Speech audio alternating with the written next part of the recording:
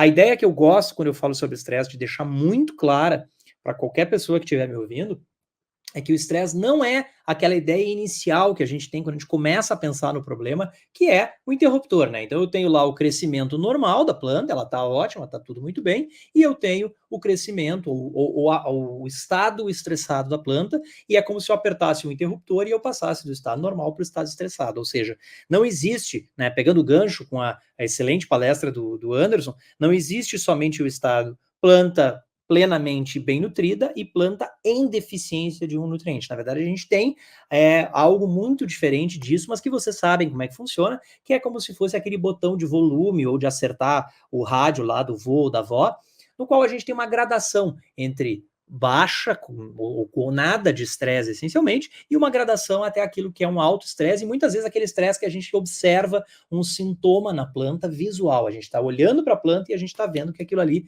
tem de fato um efeito que eu consigo fazer um diagnóstico. Então, mais uma vez pegando o gancho com o que o meu colega comentou, quando a gente está vendo um sintoma visual de deficiência numa planta, ela já está deficiente há muito tempo. Na maior parte das vezes, quando a planta percebe a falta de nutriente, ela responde àquela falta de nutriente, ela normalmente quando as concentrações no solo ainda existe uma certa quantidade daquele nutriente necessário, ela com essa resposta consegue absorver uma quantidade maior do que ela está acostumada a fazer e ela acaba corrigindo o problema e a gente nem fica sabendo porque a gente não está observando esse sintoma visual que aparece somente quando o problema não é resolvido. Qual é a consequência disso? É que se vocês imaginarem ciclos de estresse passageiro que a planta responde, mas consegue resolver, que é o que costuma acontecer, isso vai gerando um custo, porque cada vez que isso acontece, a planta gasta carbono. E quando ela gasta carbono, isso afeta, no final, a produção dela.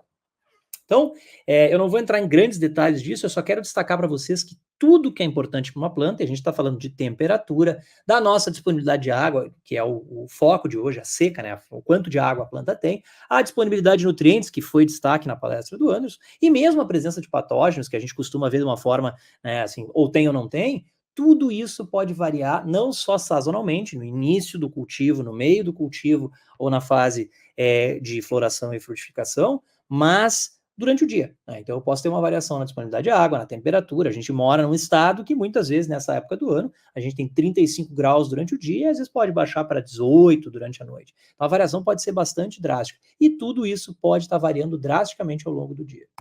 Ok?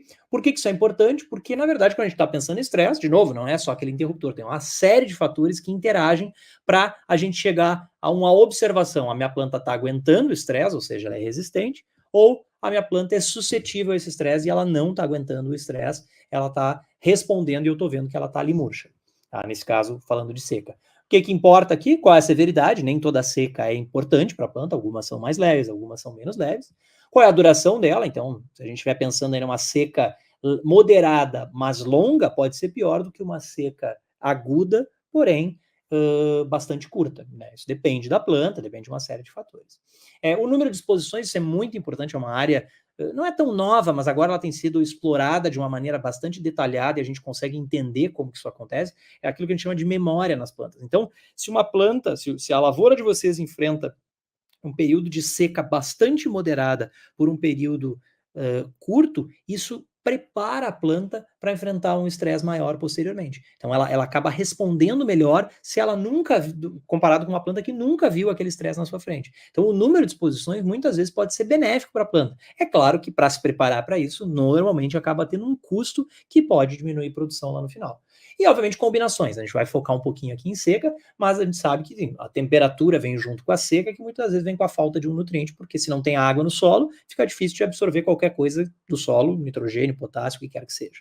Tá? E, obviamente, depende qual fase do desenvolvimento, qual órgão foi afetado, qual é a constituição genética da planta. Eu estou falando de uma planta que é mais tolerante, mais sensível. A gente tem aí a soja expressando um fator de transcrição de girassol sendo utilizada já, então essa é uma planta de soja tolerante à seca. Bom, essa planta vai responder melhor, mesmo que tudo o resto seja igual. E aí que a gente vai ver se tem resistência ou suscetibilidade nessas plantas, ok? Então, só para a gente tentar esquematizar isso, eu gosto de ser bastante claro, isso tudo está baseado em evidência científica, então é uma série de artigos que a gente traz para tentar sintetizar aqui para vocês, né? A ideia é pensar como é que uma planta é afetada pela variação no seu ambiente de produção. Então vamos pensar numa planta de soja, mas pode ser uma planta de milho também, né? A planta precisa de água, precisa de nutrientes, já falamos sobre isso, o Anderson brilhantemente falou sobre esse assunto. A planta precisa de luz e precisa de CO2 atmosférico. Se tudo tiver a contento, a planta vai fazer fotossíntese e vai produzir açúcar, que é a grana dela, é o dinheiro dela, é o que ela pode usar para poder funcionar. Para que a planta usa açúcar de uma maneira bastante clara? Açúcar é o nome coloquial que a gente usa, na verdade a gente chama de carboidrato, que é o que é gerado na fotossíntese. Então a planta vai utilizar isso para produzir energia, ela tem que estar o tempo inteiro gerando aquilo que a gente chama de ATP, que é a moeda energética dela. Ela tem que fazer manutenção. Pensem que cada proteína, o Anderson falou de algumas delas, então, né, cada proteína, fosfolipídio de membrana, enfim, uma série de moléculas que tem que funcionar na planta, elas quebram, elas estragam, elas deixam de funcionar e tem que ser repostas. Para isso eu preciso de açúcar que vem da fotossíntese. E eu tenho que fazer reserva porque de noite não vai ter luz, eu não tenho o que usar para fazer energia e manutenção, então eu tenho que guardar e de noite eu vou precisar funcionar ainda. Só depois que isso aqui tiver atendido, a planta pode pensar em construção. O que é construção? É crescimento, é botar mais folha, é botar a caixa produtiva e depois é produzir grão. Se eu não tiver isso aqui, 1, 2 e 3 atendido, a construção não funciona. Se tiver atendido, a construção funciona muito bem e eu tenho uma planta feliz, crescendo muito bem e que vai ser bastante produtiva, né, que vai atingir o seu pico produtivo mais próximo que ela puder.